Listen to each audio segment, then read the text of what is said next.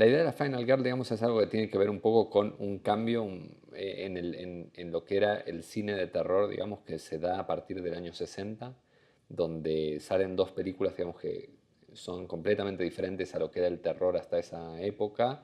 Peeping Tom de Michael Powell y Psicosis de Alfred Hitchcock, que son dos películas que tiene un elemento sexual muchísimo más fuerte, o sea, el tema de la sexualidad está muchísimo más presente de lo que había estado en el terror hasta aquel momento, ¿no? La sexualidad siempre era una cuestión que estaba como mucho más sugerida en el terror clásico, incluso, bueno, en todo lo que se había hecho hasta ese momento, digamos, siempre la sexualidad estaba ahí latente, pero no estaba de una forma tan expuesta como aparece en esas películas.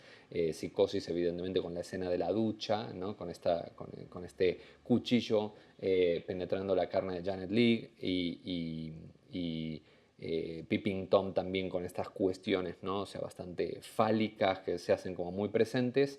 Y a partir de los años 70, digamos que hay un grupo de directores más jóvenes que retoman estas ideas, también un poco por lo que fue en los 60 el cine de terror italiano, que también estaba como mucho más sexualizado, y el cine de terror inglés de la Hammer, que también el elemento sexual empezó también a tomar como mucha más preponderancia, y empieza a aparecer esta idea, sobre todo en el cine americano, de los 70, que es la idea del slasher, que se empieza a crear con The Texas Chainsaw Massacre, de Toby Hooper, y luego con la película del canadiense Bob Clark, Black Christmas. Estas dos películas son las que empiezan a armar un poco el template, digamos, de lo que va a ser el slasher, que se termina de consolidar con el Halloween de John Carpenter.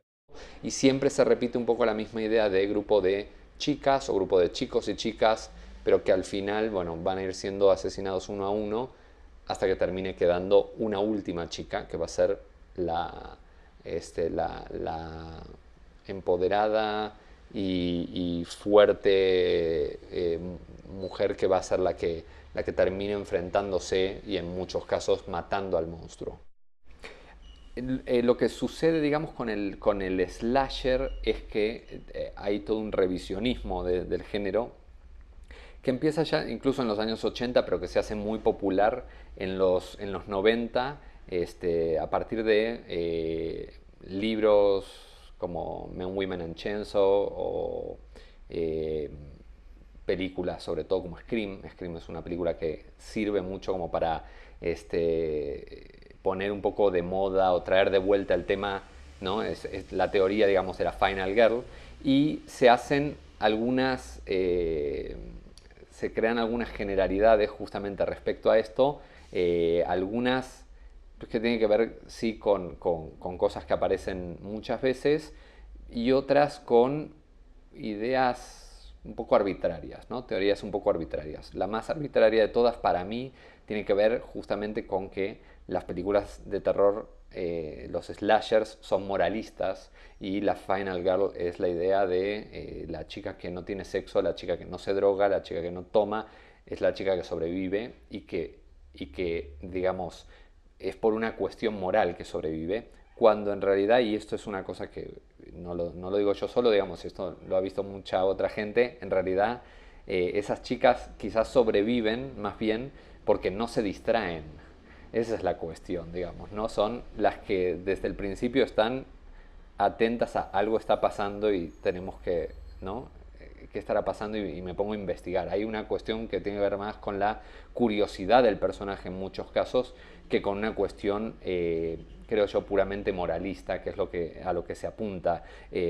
Pensando en que son películas, además, que, digamos, en todo caso, la moral la trabajaban al revés, porque, digamos, eran películas, en muchos casos, películas puramente de explotación, donde a lo mejor el hecho justamente de, bueno, no, la más sana se salva, podía llegar a ser una forma, una trampa para poder pasar ciertas censuras o para poder pasar ciertos estándares de lo que se supone que es correcto, ¿no? Y para que las dejaran distribuir esas películas en Estados Unidos. No necesariamente que uno realmente, si mira esas películas, eso es lo que va a entender, ¿no? O sea, esa es como una especie de lectura superficial.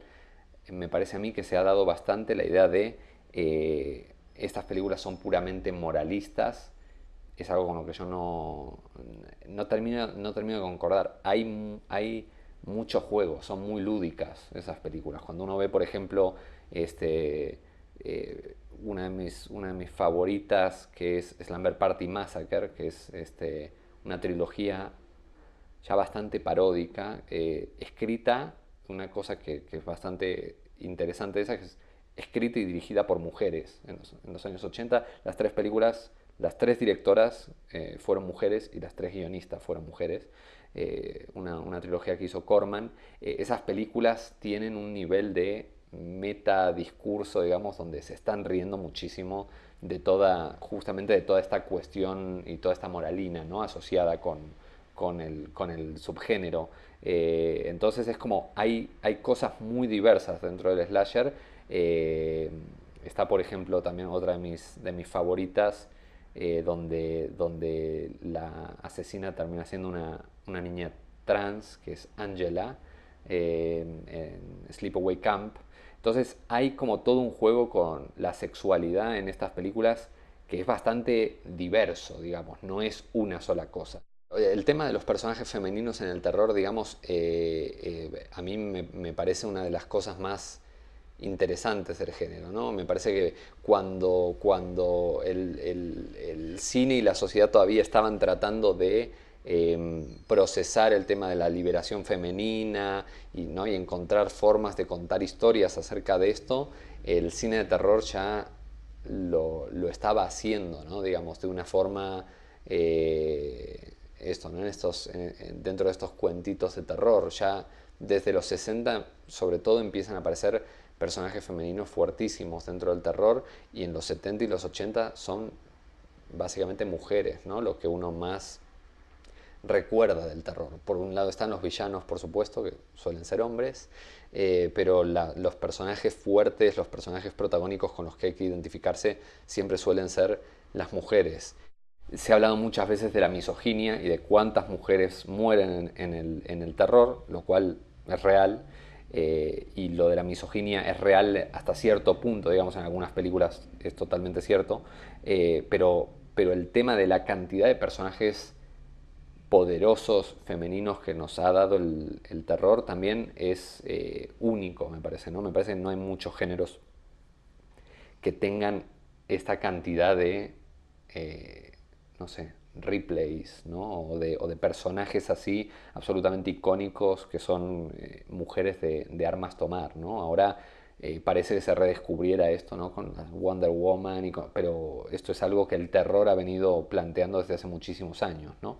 Eh, y creo, digamos, que eso ha sido siempre como uno de las grandes cosas del terror, y que tiene que ver un poco con, en mi opinión, digamos, y esto es algo que muchos teóricos han visto, el tema de los propios directores, los propios creadores hombres, eh, sintiendo que es más fácil exteriorizar sus propios temores a través de una figura femenina.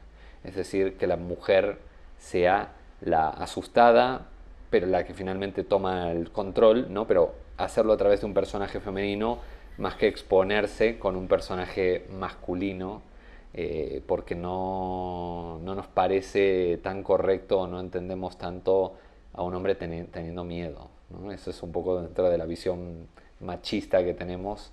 Es una cosa que tenemos como bastante inculpada, ¿no? Inculcada. Entonces es una buena forma, digamos, de poner un alter ego nuestro como directores en la pantalla, pero que no parezca que somos nosotros. A mí lo que me encanta, lo que me llama tanto la atención de Balandra, es justamente el hecho de que Sabina ha hecho esta cuestión como de quitarle el velo de esto, justamente de cómo hemos puesto durante tantos años este avatar femenino para representar estas ansiedades sobre la sexualidad. Un gran acierto de Sabina, digamos, el hecho de esto, ¿no? De poner en este lugar de ansiedad y de inquietud a un personaje masculino, y poner en el frente una cosa que a veces en el terror está sugerida, ¿no? Con estos falos, con los cuchillos, con este tipo de cosas, que es justamente miedos que tienen que ver con la sexualidad, ¿no? Y con la propia sexualidad y con la definición de la masculinidad, ¿no? Esas cosas, digamos, que aparecen veladas o aparecen disfrazadas o travestidas cuando el director de terror o el guionista de terror pone a una chica a representar estos miedos.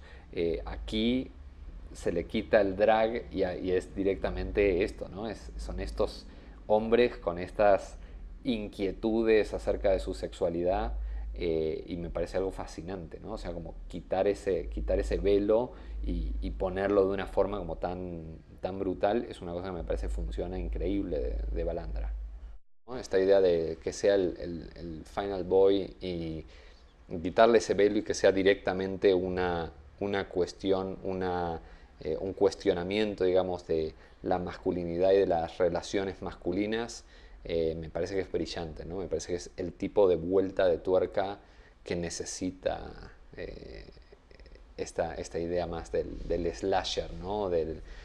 O de convertir ahora a la Final Girl en el Final Boy.